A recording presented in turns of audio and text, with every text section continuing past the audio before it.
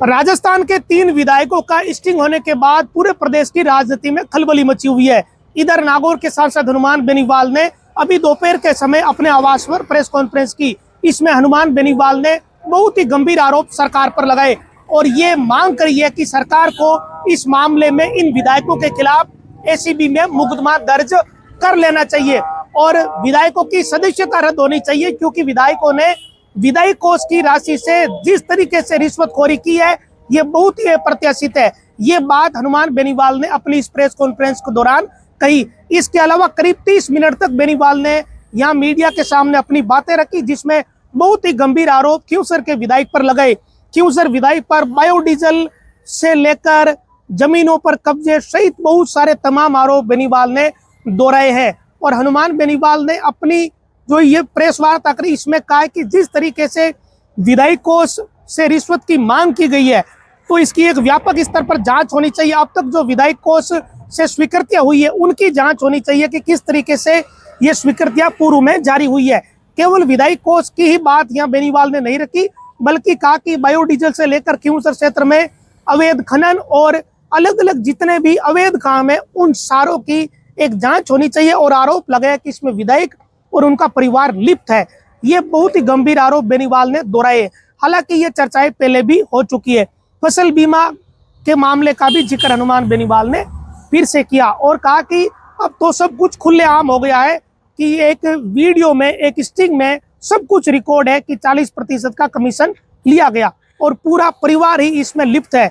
ये बात सांसद नागौर की तरफ से कही गई। इधर हनुमान बेनीवाल ने यह भी बात कही है कि ये केवल 3 विधायक इसमें रिकॉर्ड हो गए और कौन कौन लोग शामिल है, किस तरीके से लोग विधायक कोष से प्रतिशत की डिमांड करते हैं, इसमें जिला परिषद के अधिकारियों की कितनी भूमिका है, उन सब की भी एक व्यापक जांच होनी चाहिए। एसीबी में मुकदमा हो और इन विधायकों की सदस्यता रद्द हो ताकि एक ठोस मैसेज सरकार की तरफ से जा सके। कुल मिलाकर ये मामला अब प्रदेश का एक बड़ा राजनीतिक मुद्दा भी बन चुका है। क्यूसर विधानसभा क्षेत्र में लंबे समय बाद या बीजेपी पहली बार जीती थी। जब पहले चुनाव में हनुमान बेनीवाल जीते तब वो बीजेपी से चुनाव जीते थे। इसके बाद लगातार हनुमान बेनीवाल या नारायण बेनीवाल चुनाव जीते। पिछला उपचुनाव पहला ही मौका था जब रेवंत राम डांगा बीजेपी से चुनाव जीते और उपचुनाव में जीते उसके कुछ समय बाद ही इस तरीके का ये मामला सामने आया। कोई ज्यादा समय नहीं हुआ, साल भर का समय हुआ है उपचुनाव को और इतना बड़ा प्रकरण रेवंत राम डांगा का सामने आना अपने आप में लोगों के लिए बहुत ही सोचने वाली, चिंता वाली बात है। इधर बेनीवाल ने यह कहा कि इनको मौका मिल गया, इनको जनता ने विधायक बना दिया तो ये दोनों हाथों से लूट रहे हैं। ये बात सांसद नागौर की तरफ से कही गई, ये आरोप लगाया गया और ये कहा है कि जो पूर्व में चर्चा हुई, चाहे बायोडीजल की बात हो, चाहे अवैध खनन की बात हो या कोई अवैध काम की बात हो, इसका मतलब वो सारी चीजें चल रही थी और अब विधायक कोष को भी इन्होंने नहीं छोड़ा, उसमें भी रिश्वत की डिमांड की जा रही थी, ली जा रही थी।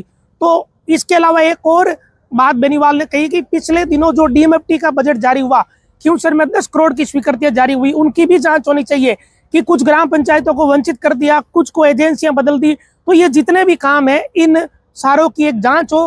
विधायक ने जो रिकमेंडेशन की है, जो प्रस्ताव भेजे हैं, उन सब की एक प्रॉपर जांच होनी चाहिए।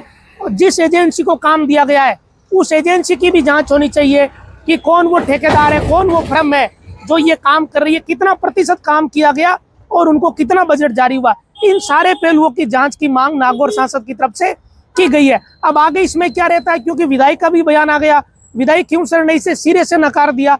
ये बात जरूर कही है कि ये 3-4 बार मेरे पास आए थे स्टिंग करने वाला, लेकिन हमने ऐसा कुछ नहीं किया। कुल मिलाकर कन्नी काट ली। बाकी के जो 2 विधायक है उन्होंने भी किनारा किया है, तो जाहिर सी बात है कि वो तो किनारा करेंगे।